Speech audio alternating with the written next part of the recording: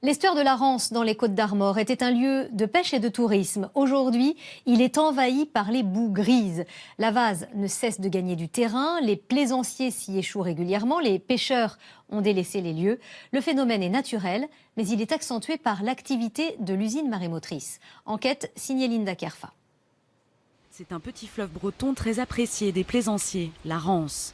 Mais de l'autre côté de cette écluse, au rythme des marées, elle dévoile un tout autre paysage. On se trouve dans la partie la plus amont de l'estuaire de la Rance. C'est en fait celle qui recueille le plus de quantité de vases. Cet envasement excessif inquiète ses membres d'associations environnementales, car ces boues grises envahissent la Rance. Depuis 50 ans, environ 100 000 mètres cubes par an se sont accumulés. Donc on est aux environs de 2 500 000 mètres cubes contenus aujourd'hui dans l'estuaire.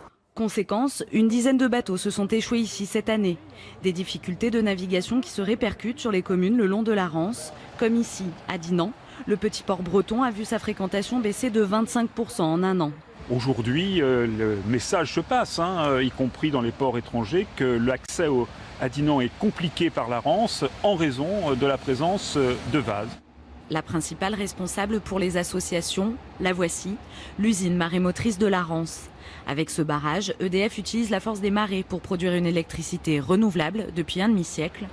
Mais en décalant la marée naturelle d'environ 2 heures chaque jour, elle serait à l'origine de cet envasement massif, ce que conteste l'exploitant. L'usine marémotrice de la Rance porte effectivement une part de responsabilité dans cet envasement. On peut dire effectivement qu'il l'aggrave, mais nous ne sommes pas entièrement responsables de cet envasement. Pourtant, pour les professionnels qui proposent des balades sur la Rance, il y a urgence à agir, car certains départs sont devenus impossibles.